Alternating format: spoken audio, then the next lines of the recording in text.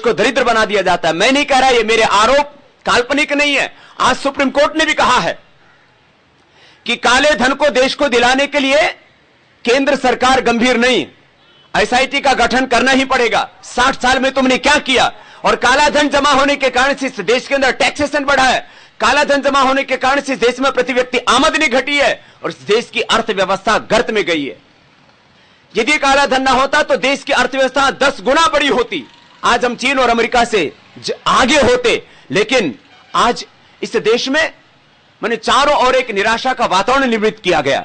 वैसे आज घोषणा पत्र के नाम पर एक धोखा पत्र भी कांग्रेस ने जारी किया है। जैसे 67 सालों से वो धोखा देती रही है कि हम देश में ये कर देंगे, हम वो कर देंगे। 67 सालों में तुमने किया क्या?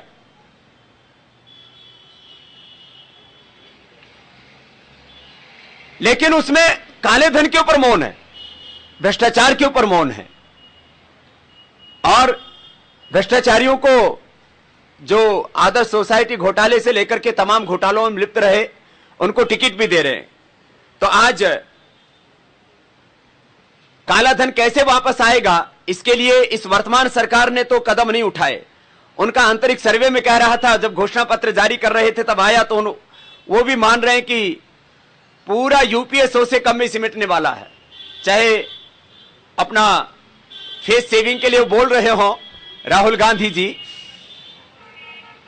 कि हम 200 सीटें लेकर के आएंगे, वैसे वो कह रहे हैं हमें राजनीति नहीं काजनीति करनी है। हरियाणा में काज बोला जाता है, कोई मर जाता है तो तेरहवीं पर काज होता है।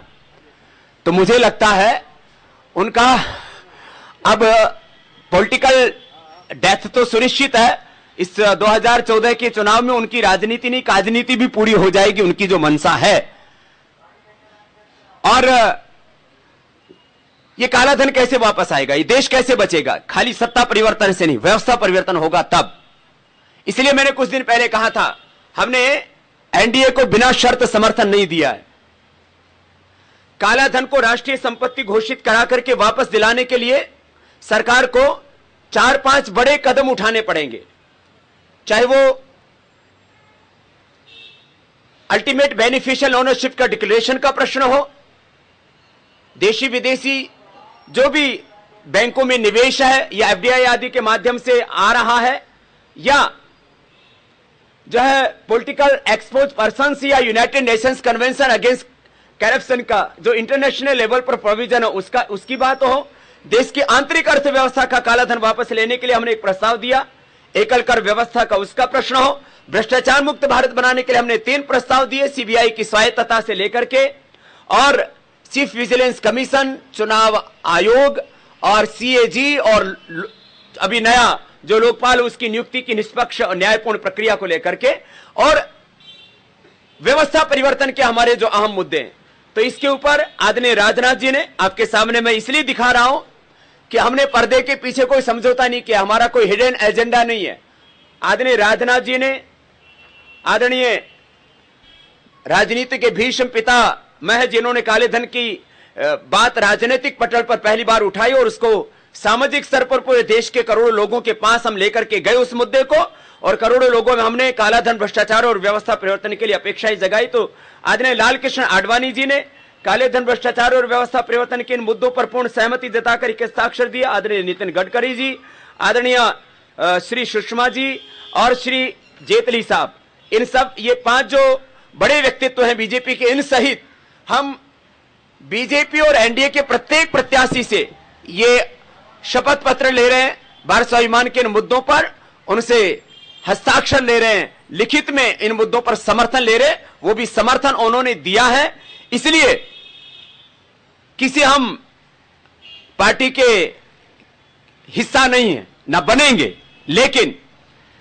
ये मुद्दे तभी पूरे होंगे जब कम से कम 272 नहीं तो 300 सांसदों के साथ एक मजबूत प्रधानमंत्री देश को मिले, जो साहस के साथ कुछ बड़ा कदम उठा सके, जिसमें पॉलिटिकल विल हो, पॉलिटिकल ऑनेस्टी हो। और मुझे लगता है ये मुद्दे इस बार पूरे होंगे और इस देश को न्याय मिलेगा और भारत माता के माथे से ये राजनीतिक कलंक भी खत्म होगा और इस देश को राजनीतिक, आर्थिक, सामाजिक, सांस्कृतिक न्याय मिलेगा? ये प्रश्न कुछ उठ रहे थे, मैंने आपके बीच में ये रखे हैं और करीब 100 जगह पर परसों से मैंने आगे कार्यक्रम भी रखे हैं योग दीक्षा और राष्ट्र निर्माण सभाओं के। और मुझे पूरा विश्वास है कि इस बार आदरणीय मोदी जी 300 से ज्यादा सांसदों के साथ संसद में पहुंचेंगे और इस बार का जो चुनाव है वो राजनीतिक पार्टियां कम, इस देश की जनता लड़ेगी, क्योंकि उस जनता में हमने पिछले करीब 2 दशकों से योग के द्वारा उनका चरित्र निर्माण करके राष्ट्र निर्माण के लिए उनको तैयार किया है। और जो राजनीतिक पंडित हिसाब किताब लगा रहे हैं अलग अलग सर्वेक्षणों के, ओपिनियन पोल्स के, उनसे भी ज्यादा आश्चर्यजनक परिणाम इस बार के चुनाव में देखने को मिलेंगे। ये कुछ महत्वपूर्ण बातें मैंने आपके सामने रखी। किसी का कोई प्रश्न हो तो आप पूछ सकते हैं।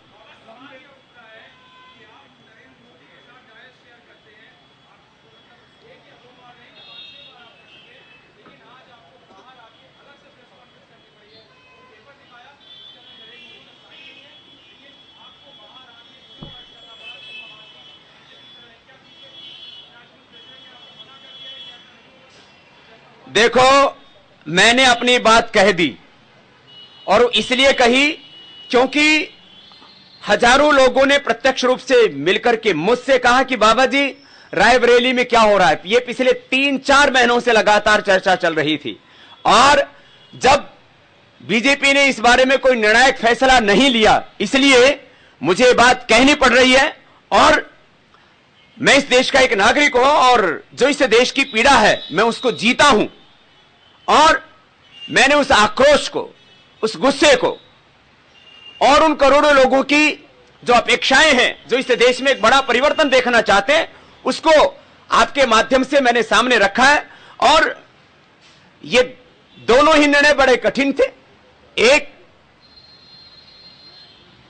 बीजेपी अभी तक शायद वहां निर्णय नहीं ले पा रही थी, क्यों? दूसरा, उमाजी झांसी से क्योंकि उनको प्रत्याशी घोषित किया जा चुका है। लेकिन अब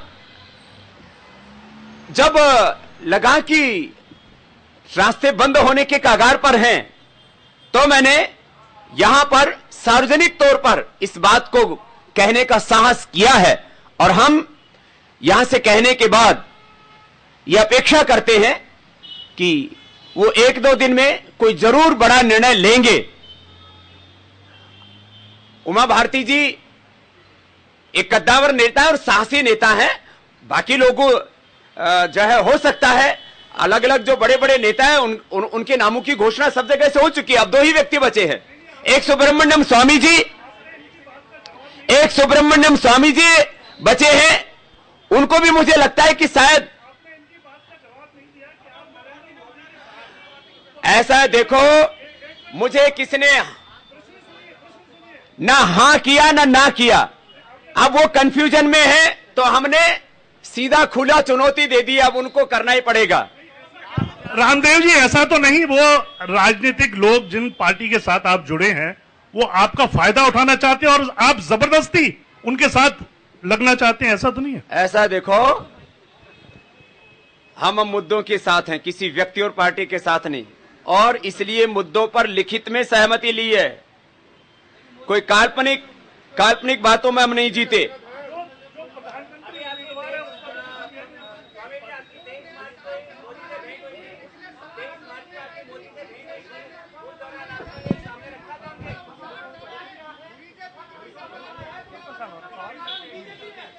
देखो, ऐसा है, देखो इस एक मिनट जी, आपका कोई प्रश्न है? जी जी, आप प्रश्न पूछिए। आप पत्रकार हैं तो प्रश्न पूछिए। हाँ, क्योंकि जो है नोटिस दिया है इनको, उत्तर देने के लिए मैं नियुक्त हूं प्रेस कॉन्फ्रेंस में। मोदी के साथ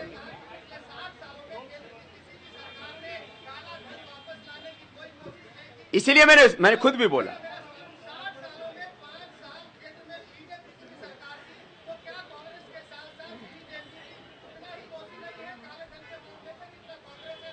देखिए 67 सालों में 60 साल तो कांग्रेस का ही राज रहा है कमोबेश केंद्र में, और इस देश के साथ आगे किसी तरह का धोखा ना हो इसलिए पहले से इंतजाम करके हम चल रहे हैं। ये सच है कि टाइम फेम यदि मोदी जी की आती है, एनडीए की सरकार आती है, तो पहले लोकसभा के सत्र में ही काले धन के ऊपर उनको ये बड़े प्रस्ताव पास करने पड़ेंगे। लेकिन स्वामी जी जो देश में काला धन है, जिनके पास एक छोटी सी दुकान थी, आज वो करोड़ों अरबों के मालिक है, वो भी तो काला धन कमा रहे हैं। इसके लिए आप क्या करें? देखो, मेहनत से कोई कमाए लाखों करोड़ों अरबों, बेईमानी का एक भी रुपए यदि कोई कमाता है तो वो हराम है, वहां अपराध है। इसलिए ऐसा देखो, मेहनत से इस देश में लोगों ने शून्य से सृजन करके करोड़ों रुपए भी कमाए हैं। चाहे वो, इसमें मैं किसी घराने का नाम लूंगा तो और प्रश्न उठेंगे। इस देश में वो राजनीतिक घराने जिन्होंने 5-10 हजार रुपए से अपनी यात्रा शुरू की और आज उनके पास में 2-2, 3-3, 5-5 लाख करोड़ रुपए का आर्थिक साम्राज्य एम्पायर है। बाबा एक सवाल है मेरा कि इलेक्शन कमीशन ने आपको नोटिस दिया है रामलीला ग्राउंड के मिसयूज का, अभी तक हमारे पास में कोई चुनाव आयोग का नोटिस नहीं आया है। जब अरे भाई नहीं आया है ना, आप दे दो। अब मैं कह रहा हूं नहीं आया है तो तू सर्टिफिकेट लेके आया, भाई आया है तो मेरे को दे दो, और जब आएगा तो उत्तर दे देंगे। भैया हमने वहां पर किसी के लिए, किसी राजनीतिक पार्टी के लिए वोट नहीं मांगे, और देश के लिए लोग वोट करें, पैसे के लिए वोट ना करें, जाति और मजहब के लिए वोट ना करें, भ्रष्टाचार मुक्त भारत के लिए वोट करें, कालाधन देश को दिलाने के लिए, इस भारत को परम वैभवशाली बनाने के लिए लोग वोट करें। ये रामलीला मैदान में भी हमने ऐलान किया था और पूरे हिंदुस्तान में हम ऐलान कर रहे हैं। इसमें कोई आचार संहिता का उल्लंघन नहीं होता, ना पहले हमने किया, ना आज कर रहे हैं, ना आगे करेंगे।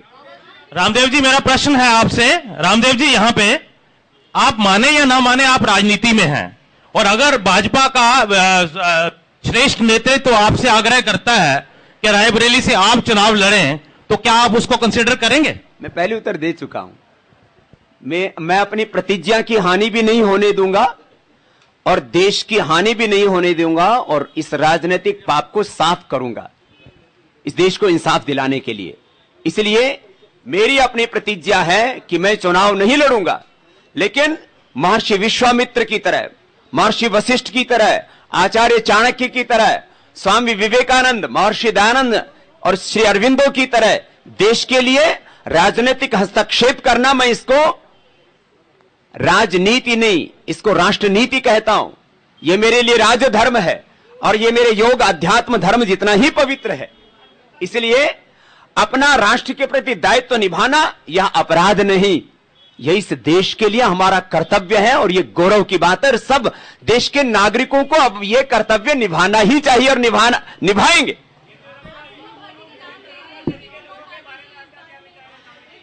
ये जो हमने बीजेपी के शीर्ष नेतृत्व से जिन मुद्दों पर सहमति ली है, ये जब एजेंडा लागू होगा तो जिसने, चाहे वो बीजेपी में है या एनडीए में, यूपीए में, थर्ड फ्रंट में, कहीं पर भी कोई बेईमान है वो बच नहीं पाएगा और ईमानदार कोई सता नहीं पाएगा। इसलिए देश बनेगा सही व्यवस्था लागू होने से। इसलिए हम इस बार की लड़ाई मात्र सत्ता परिवर्तन के लिए नहीं, व्यवस्था परिवर्तन के लिए लड़ रहे हैं। फिर कोई बेईमान बच नहीं पाएगा, चाहे किसी भी दल का हो।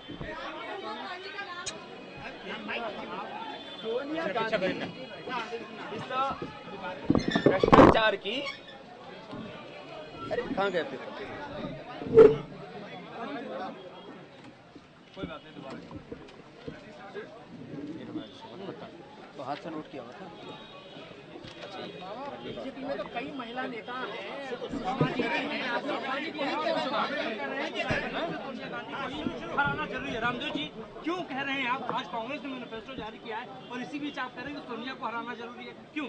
यूपीए 1 और 2 का नेतृत्व आदरणीय सोनिया गांधी जी कर रही है जी। वो भ्रष्टाचार और घोटालों की सरगना है और उन्होंने इस देश की अर्थव्यवस्था को गर्त में पहुंचाया और इस भारत को पूरी दुनिया के सामने नीचा दिखाया।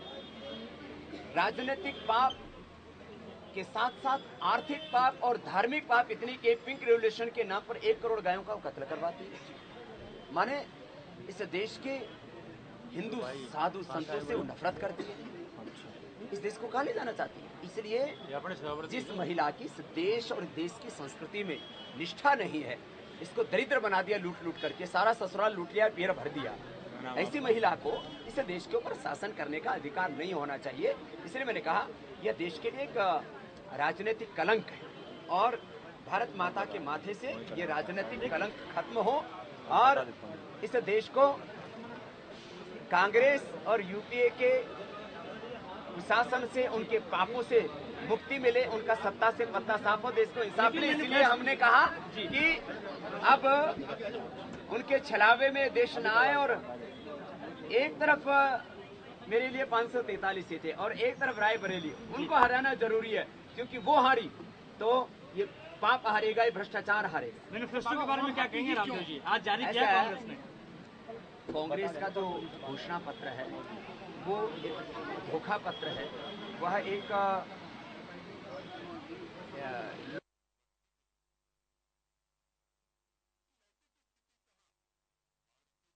के लोगों को सपना ही बेचती रही है और ऐसे लूटा देश को जैसे धरती घूमती है लेकिन दिखती नहीं, धरती घूमती है लेकिन दिखती नहीं। ऐसे ही भ्रष्टाचार करके, घोटाले कर गर्त में पहुंचाया। राहुल को चमकाने की कोशिश की गई है इस मैनिफेस्टो में, क्या कहेंगे? सोनिया को हराना जरूरी है, क्यों? यूपीए 1 और 2 का नेतृत्व आदरणीय सोनिया गांधी जी कर रही है। जो प्रस्ताव है, आपने उमा भारती से रिक्वेस्ट किया है कि वो लड़े, आखिर सुब्रमण्यम स्वामी क्यों नहीं? सुब्रमण्यम स्वामी भी एक बहुत कद्दावर नेता है और मुझे पूरा विश्वास है उनको भी बीजेपी के शीर्ष नेतृत्व को मैदान जंग में उतारना चाहिए। एक महिला का मुकाबला यदि एक महिला करती है तो वो टक्कर बराबर की होती है।